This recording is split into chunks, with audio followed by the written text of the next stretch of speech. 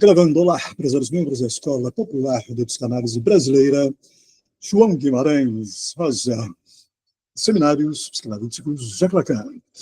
O seminário, livro 14, A Lógica do Fantasma, anos 1966-1967.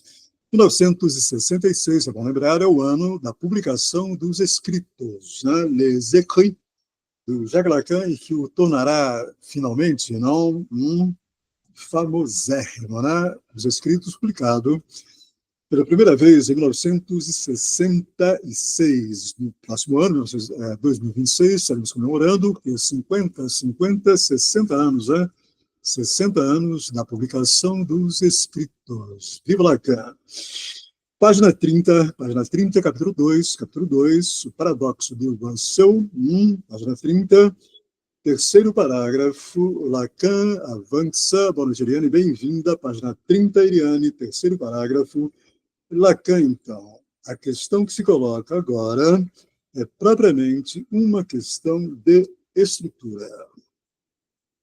Quando é que não foi Lacan, comentário meu, quando é que não foi Lacan uma questão de estrutura?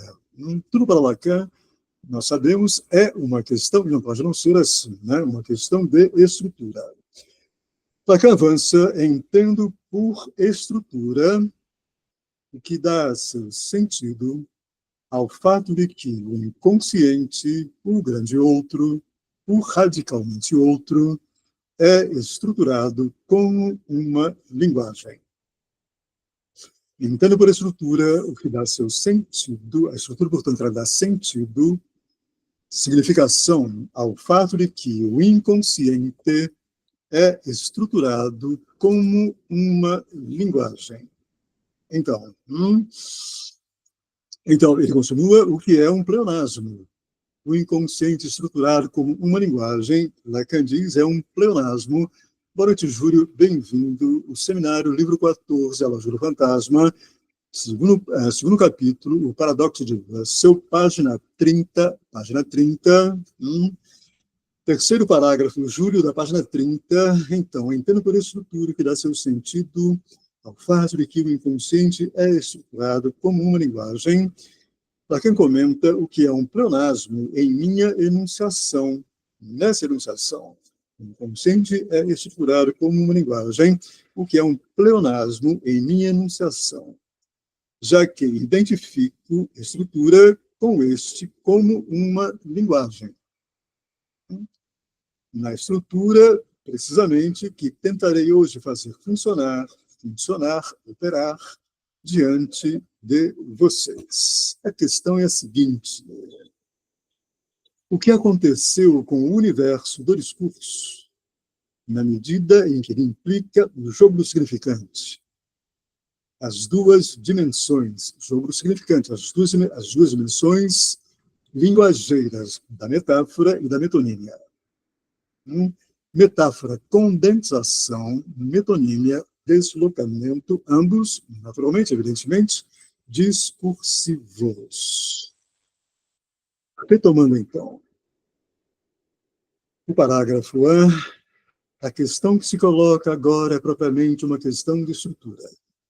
Entendo por estrutura o que dá seu sentido, significação, ao fato estrutural, de que o inconsciente, o grande outro, o radicalmente outro. Porque, eu estou comentando, por que radicalmente outro? Tá?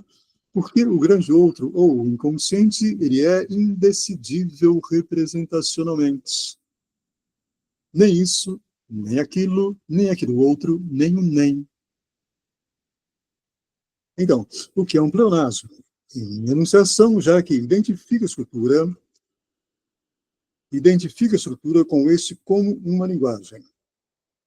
Na estrutura, precisamente, e tentarei hoje fazer funcionar, operar diante de vocês. La question c'est la suivante. A questão é a seguinte: o que aconteceu com o campo discursivo suposto, eu estou comentando, universal, na medida em que ele, esse campo do discurso, implica O que aconteceu, portanto, não, com o campo discursivo, o universo do discurso, na medida em que ele implica o jogo do significante, na medida em que ele implica, portanto, as duas dimensões linguageiras da metáfora, substituição, e da metonímia, deslocamento. Metáfora, substituição ou condensação. E metonímia, deslocamento. Essa questão é importante, hein? É importante para que vocês notem, percebam a questão colocada pelo Lacan. A questão fundamental para nós nos situarmos corretamente em nosso campo.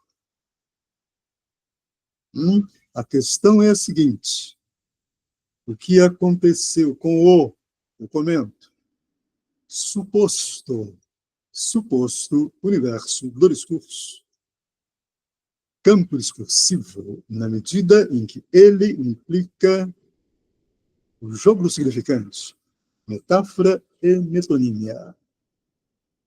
Atenção, ambos, metáfora e metonímia, inconscientes. Inconscientes, isso é, significa dizer, impossíveis de serem tematizados pela dita suposta consciência. Lacan, portanto, ele está questionando o universo do discurso, que ele já afirmara no início do seminário, não há universo do discurso. Significa dizer, eu estou comentando, atenção, desde a instituição, a inauguração da experiência dita análise, portanto, da experiência de construção discursiva, pelo falante, pelo analisando, de seu inconsciente, de seu grande outro, deixa de haver campo discursivo fechado, concluído. Deixa de haver, atenção, universo do discurso. A análise, para resumir, para sumariar o que eu estou dizendo, a análise, mas atenção, o que acontece do ponto de vista estrutural na análise, não fenomenológico, a análise, portanto, atenção, o que acontece ali, na análise, tá? fura o campo discursivo. O campo discursivo ele é descompletado, descontinuado, quebrado, cortado, clivado, se quiserem, pela experiência da análise. Pela, portanto, experiência da existência, da existência exterior, mas uma existência exterior interna ao campo discursivo como furo desse campo. Então, a análise fura esse universo do discurso representacional, boa forma, onde tudo deve fazer sentido, etc. Lacan está se indagando por isso. O que é que a nossa experiência faz com o universo do discurso, com o campo discursivo? Ela produz, eu ensinei N vezes isso, a análise produz uma equivocação, um furo equivocante, significante, no universo do discurso. É o avesso.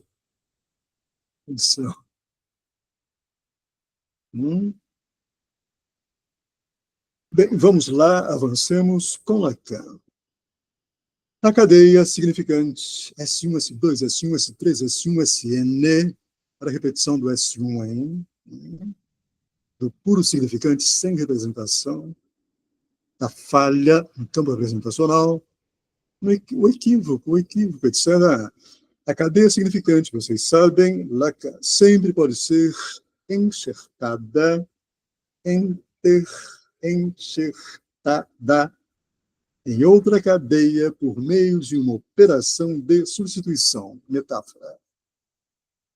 De um lado, a cadeia significante, de um lado, significa essencialmente esse deslizamento que diz respeito ao fato de que nenhum significante... Olha que, atenção, atenção, atenção, por favor, atenção. Atenção. Vocês pretendem se autorizar a analistas? Atenção para essa frasezinha do Lacan. Então, de um lado, a cadeia significante significa essencialmente esse deslizamento que diz respeito ao fato, agora é fundamental, ao fato de que nenhum significante, nenhum, nem S1, nem S2, nem S3, nem SN, nenhum significante pertence propriamente a nenhuma significação, se quiserem, a nenhum sentido. Nenhum significante, campo do inconsciente, campo do grande outro, pertence propriamente a nenhuma significação, a nenhum sentido, a nenhuma representação, a nenhum significado, a nenhum eu sei. Atenção. Atenção. Significante, já lhes ensinei também, significante é sempre ultrapassamento. Ultrapassamento do campo representacional. Ultrapassamento do eu sei o que eu estou falando. Não. Nenhum significante,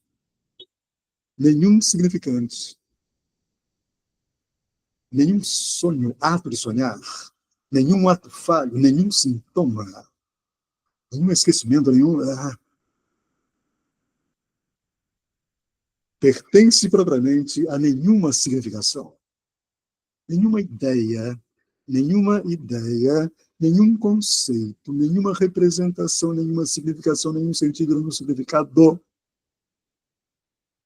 está em correspondência biunívoca, ponto a ponto, online, se quiserem, né, com a cadeia significante.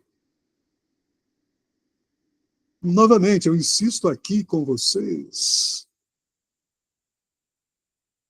o sonhado não é o ato de sonhar.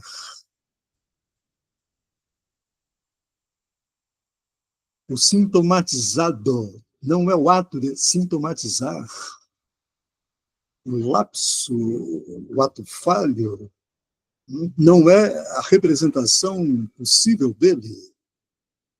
Em verdade, impossível. Nenhum significante, nenhum ato de sonhar, nenhum ato de sintomatizar, nenhum ato significante pertence propriamente a nenhuma significação. A significação é sobre o tempo. O inconsciente, o grande outro, já se abriu no ato, já se fechou na representação, na significação, no dito. O dizer significante já aconteceu. A consciência está atrasada vis-à-vis o acontecimento significante. O sujeito significante, a subjetividade representacional, etc., ela está atrasada. A consciência está atrasada, sempre atrasada. A ilusão dela é de que ela não está atrasada, mas está atrasada. Atenção.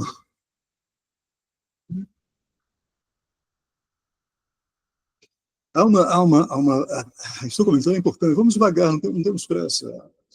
Essa frasezinha do Lacan é fundamental, não? Há uma proposição, se quiserem, do Lacan, no Leturgie, texto dele de 1972, o ato dito, né? Está nos outros escritos dele, em português. Não, e essa proposição estará novamente no seminário 20, Ancor. Lacan dirá, tem tudo a ver com isso daqui, hein? Lacan dirá, qu'on dise, reste, oublié. Derrière ce qui se dit, dans ce qui s'entend. Qu'on dise, reste oublié, derrière ce qui se dit, dans ce qui s'entend. O dizer, traduzindo, o dizer, resta esquecido. De trás do que se diz, do dito, o dizer resta escondido de trás do dito, no que se ouve. No que, não, quer dizer, o que nós ouvimos o dito, mas o dizer resta esquecido no dito, a enunciação,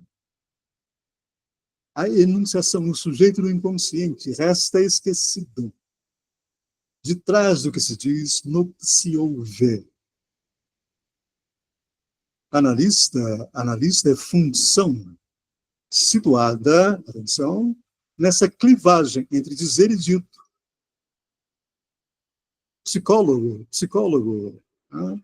Nada quer saber dessa clivagem, situa-se apenas no dito. Atenção, não no dizer, não na enunciação, não no inconsciente, não no ultrapassamento. O analista está ouvindo a divisão, a clivagem, a descontinuidade, a não correspondência entre significante e significado, entre representante e representação, etc. E o trabalho dele consiste em situar, analisando nessa divisão.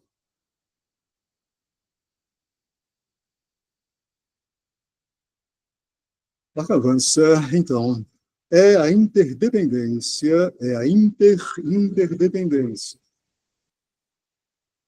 do universo do discurso, que permite um mar de variações do que constitui as significações, claro, as representações.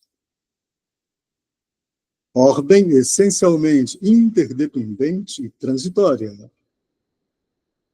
em que nada pode se assegurar senão da função do que, metaforicamente, chamei a seu tempo de pontos de basta, ou pontos de capitonagem, point de capiton.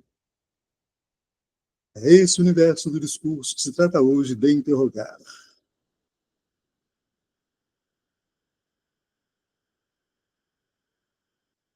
O point de capiton, o ponto de capitonagem, é o ponto de paragem momentânea do deslizamento significante. Point de capiton produz a significação, o sentido, faz a postura no deslizamento. É um ponto de paragem. Aqui está o sentido, a significação, o significado. Eventual exposto ao ultrapassamento significante. Nenhum point de capiton, nenhuma parada representacional garante a existência do universo do discurso, do campo discursivo sem existência, sem furo, sem ultrapassamento. A análise deve situar, analisando, no ultrapassamento, não no point de capiton.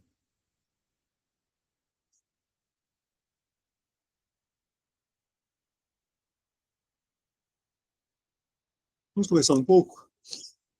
Vamos lá.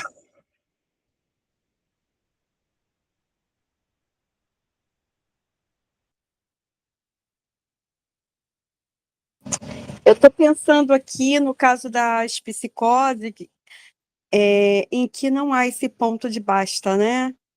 E há esse deslizamento constante aí desse imaginário, dessas representações, e é, que de alguma forma a gente poderia pensar que há uma possibilidade de suplência também, né? Algumas formas de suplência. A arte, por exemplo. Uhum. Suplência aqui, no caso da psicose? Não, eu estou falando com relação a esse ponto de basta, que nas psicoses ela é ausente, não é isso? Hum. Continue. Sim, porque eu estou fazendo aquela ligação com a foraclusão, porque Uhum. na foraclusão não há esse significante nome do pai, para fazer esse ponto de baixo, essa amarração significante. Então, nas psicoses, há esse deslizamento constante. Enfim, é um desarranjo, né, significante, porque não há essa amarração. Mas eu Uhum. faço uma confusão com o seguinte, com relação às psicoses. Porque, por exemplo, na paranoia, o que a gente vê é uma fixação de sentido, não é isso? Por Uhum. exemplo, quando a gente pega um exemplo do paranoico que fixa, é, assim, fixa numa imagem, numa representação de perseguição, por exemplo, né? Aquele sujeito tá me perseguindo, ou a própria erotomania, né? A pessoa tá me perseguindo porque me ama, enfim. São fixações. Uhum. E como diferenciar essas fixações de sentido, porque aí é uma fixação de sentido, né? Estou sendo perseguido. Uhum. É, com isso que vai para o outro lado, que não há amarração, não há esse ponto de basta, não há produção de sentido. Como fazer, como entender essa polaridade, né? A princípio até parece algo antagônico, né? Uhum. Um excesso de significação, uma fixação de sentido, né? Na paranoia, por exemplo, eu estou pegando o exemplo da paranoia. E, por outro lado, a psicose caracterizada por essa foraclusão desse significante que vai fazer a costura e que vai fazer esse ponto de basta. Uhum. Então, vamos conversar com o André. O que vocês acham?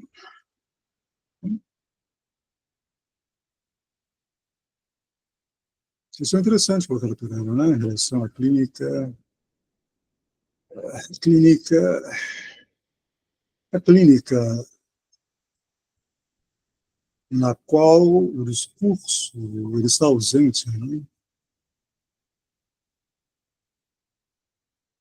Apenas nessa clínica do discurso ausente,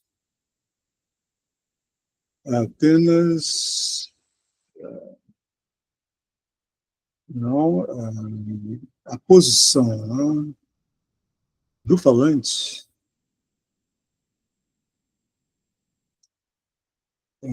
a posição dele em linguagem, né, e não no discurso, né, não faz a passagem.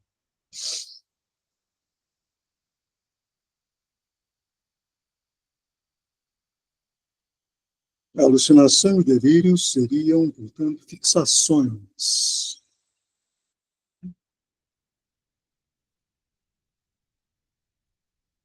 Fixações de linguagem sem discurso.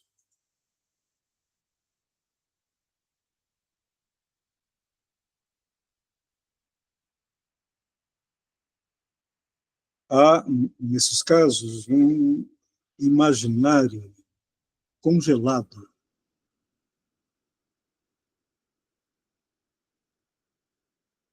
não enodado a registro simbólico, né? Não fez a passagem para esses dois. S2, não fez a passagem, não há inconsciente. Nessa clínica, onde não há discurso, não há inconsciente. Há S1, mas não há S2. O delírio e a alucinação, seja na paranoia, seja na esquizofrenia, na melancolia, né?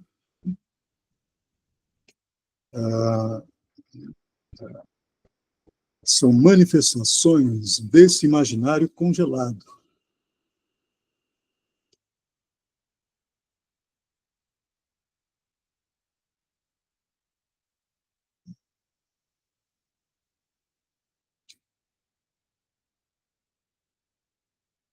Parece que é isso, não?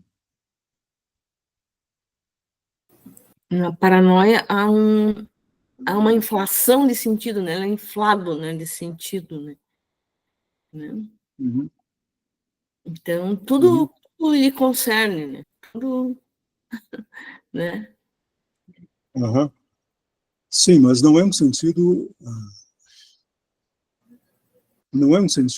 situado no discurso. Sim, né? Na linguagem, né? O carro Na vermelho está parado linguagem. aqui porque isso quer dizer alguma coisa, né? Na esquina da minha casa, né? Não há passagem, né? Quer dizer, para o discurso, portanto, não há uma equivocação significante.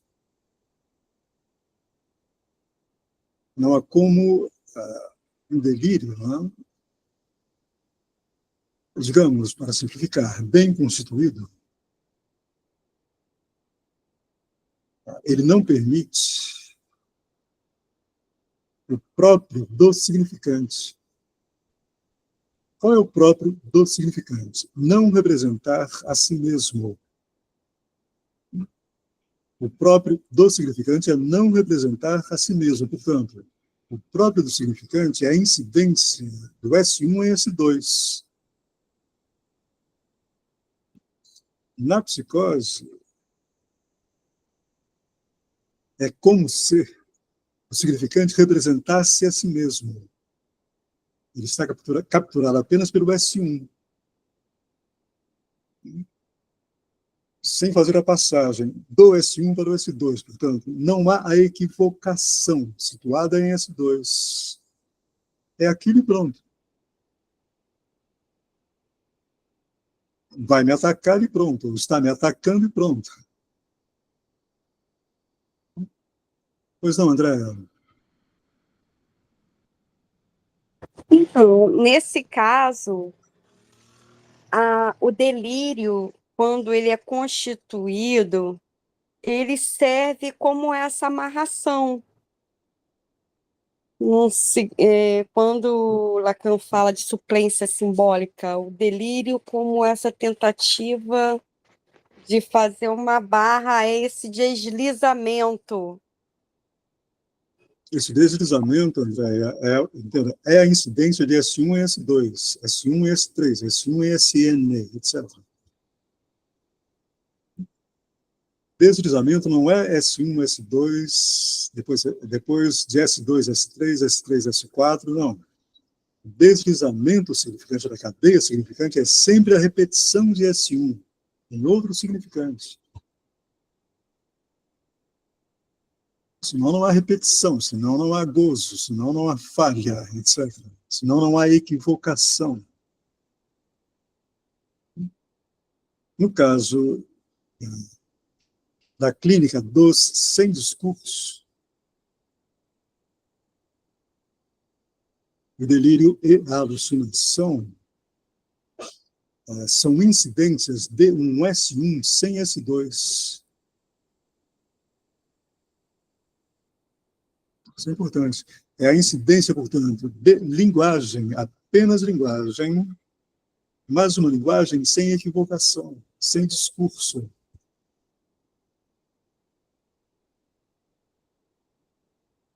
Equivocação significante significa convocação do outro convocação do outro, S2, para que haja gozo, para que haja falha representacional. Na psicose não tem isso, na dita psicose. Na dita psicose não há gozo, enquanto falha representacional. Mas gozar, naturalmente, no discurso. Renúncia ao gozo, no discurso. Para simplificar, quer dizer, na dita clínica dos sem discurso, goza-se de linguagem apenas. E é terrível, porque esse gozo de linguagem, ele é invasivo. De algum modo, vai chegar no seu ponto, Andréa, o delírio e a alucinação são defesas sem equivocação a esse gozo invasivo de linguagem.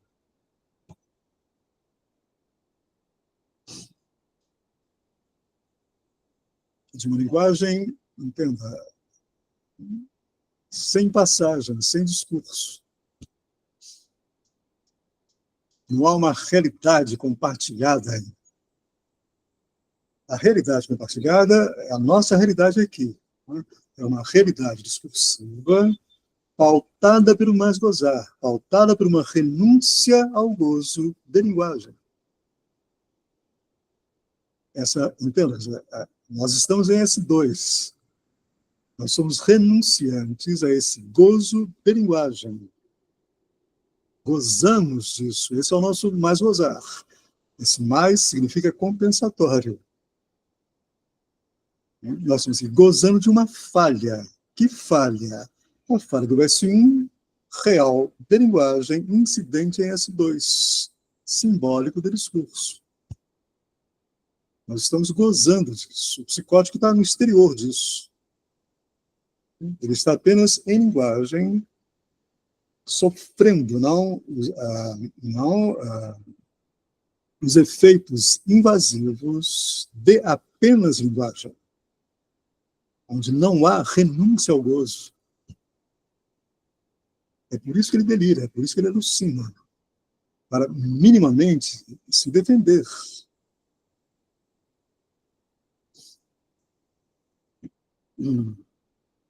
Se defender desse gozo de linguagem. Não é linguagem enquanto linguagem dos linguistas. Não é gramática, não é dicionário, não é sintaxe, não é nada. A linguagem pensada assim, enquanto gramática, enquanto figuras de linguagem, metáfora metonímia, enfim, semântica, etc. Não, já é uma linguagem, atenção, já é uma linguagem incidente no discurso. A linguagem dos linguistas já é uma linguagem, entendam, situada, que já fez a passagem para discurso. A linguagem é como nós conhecemos, aprendemos na escola, etc. Regras de gramática, não. A linguagem em psicanálise não é isso. A linguagem em psicanálise é esse significante, sem representação, real, portanto, que não se representa a si mesmo. Portanto, ele não é figura de linguagem, ele não é gramática, ele não é semântica, ele não é... É algo que está aí e que chamamos de linguagem. Por que chamamos de linguagem? Porque a nossa experiência é a experiência com um falante. Atenção. Pelo fato de a nossa experiência clínica ser a experiência de um falante. Atenção.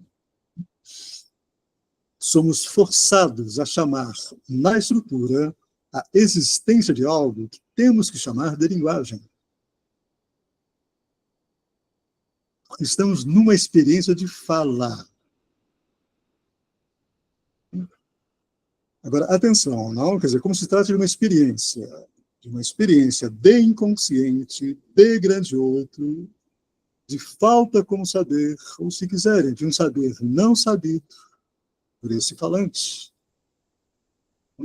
Não basta supormos a existência de apenas linguagem. É preciso supor a existência de um outro elemento que nomeamos discurso. Botamos como S2, como inconsciente, como grande outro. S2 no qual há a incidência disso que chamamos linguagem, S1. Incidente no simbólico de S2, de discurso. Tudo mais se desdobra daí, dessa incidência, não, do real de linguagem no simbólico de discurso. O que é que se desdobra daí? Se desdobra daí é o fato de que esse S1, linguagem, não se representa a si mesmo. Atenção, incide em S2, que é o representante, o significante da representação. E por haver essa incidência de um significante, linguagem, que não se representa a si mesmo, em S2 há um furo. A representação não se completa. Há um furo, há uma equivocação. A linguagem equivoca o discurso. Atenção para o que eu estou dizendo. É isso que justifica Lacan dizer o inconsciente S2 está estruturado como uma linguagem. Uma linguagem, não a linguagem dos linguistas.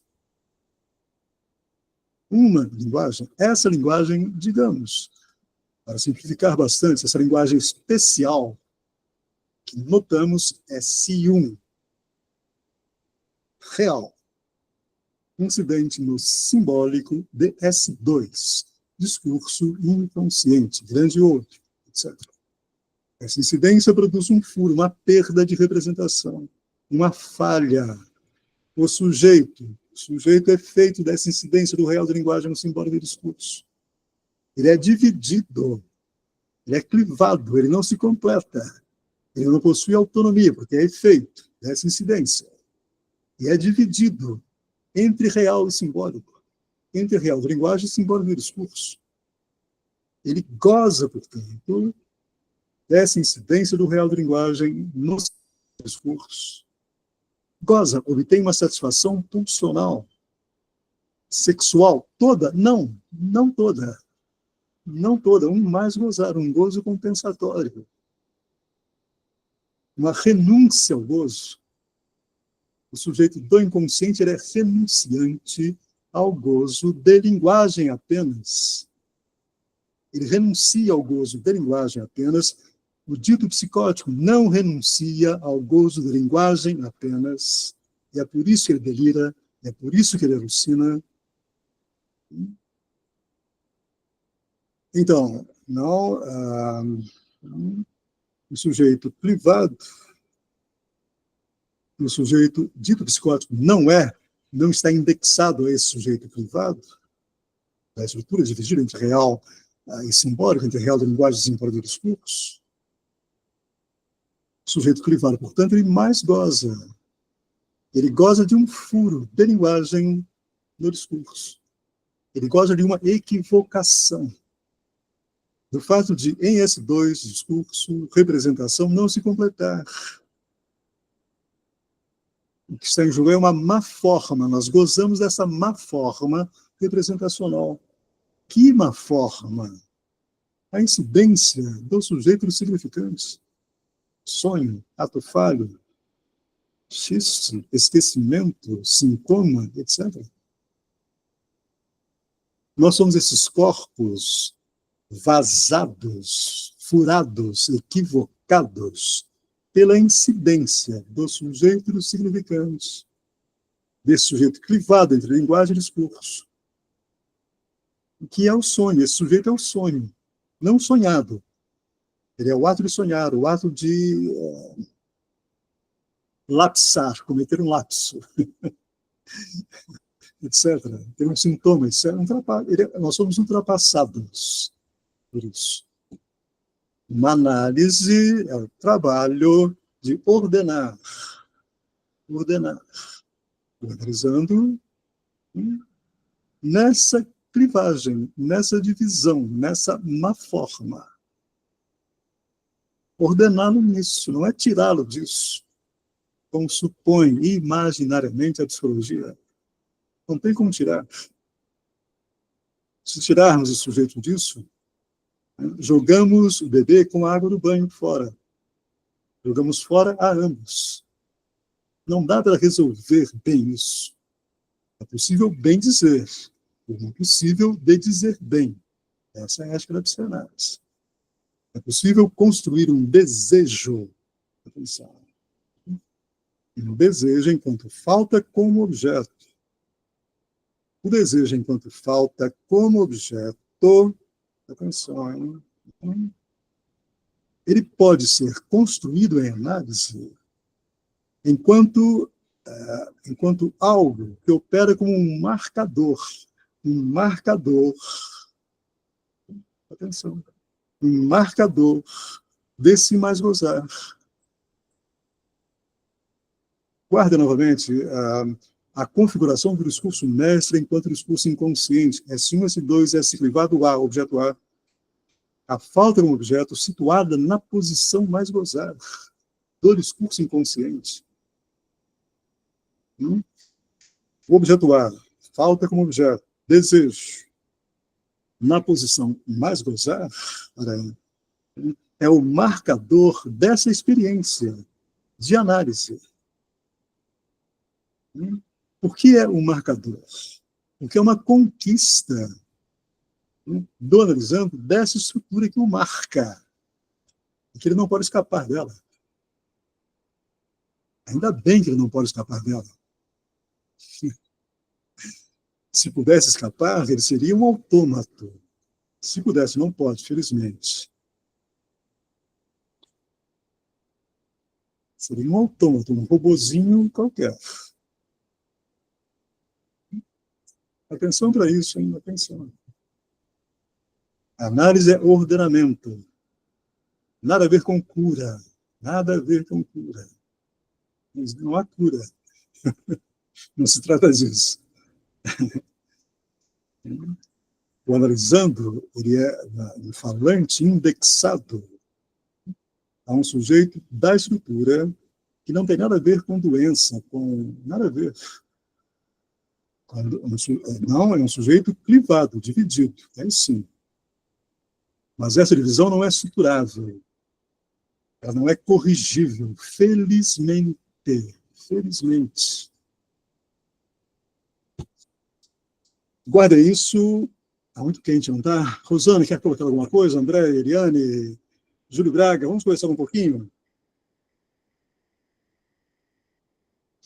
Então,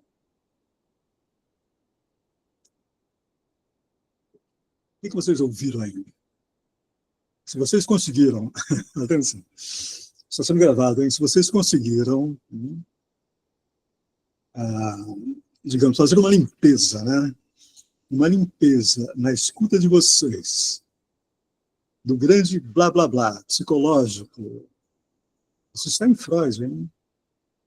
Que vocês ouvem o tempo todo sobre análise, vocês terão dado um passo magnífico, mas é preciso fazer essa limpeza, hein?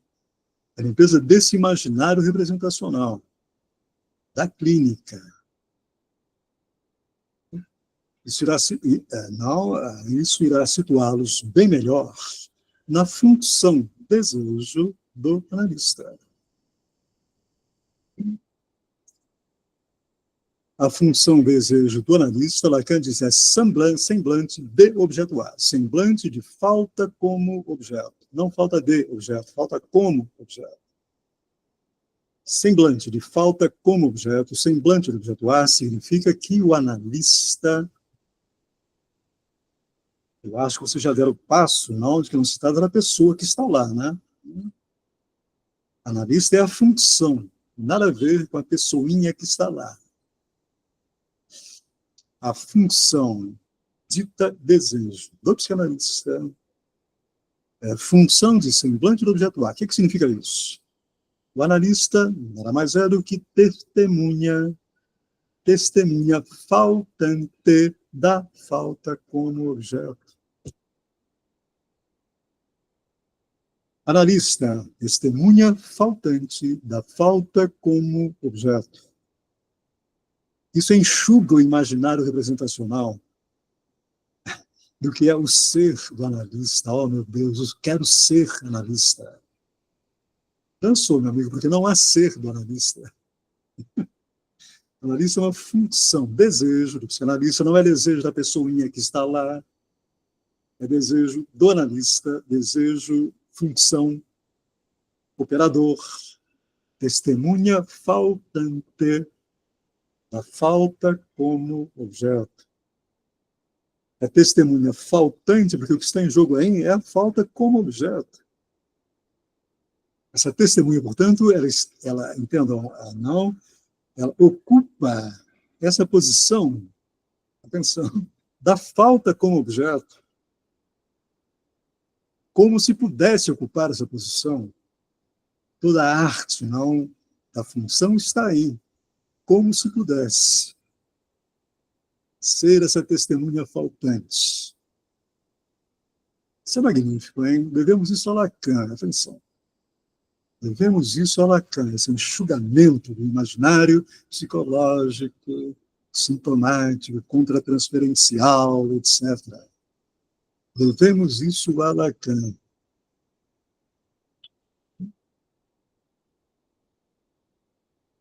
Bem, então, retomaremos então, tá bom? Retomaremos quando amanhã quinta-feira, amanhã, dê um grande outro ao pequeno outro. Boa noite a todos, até amanhã. Até amanhã, tchau. Boa noite.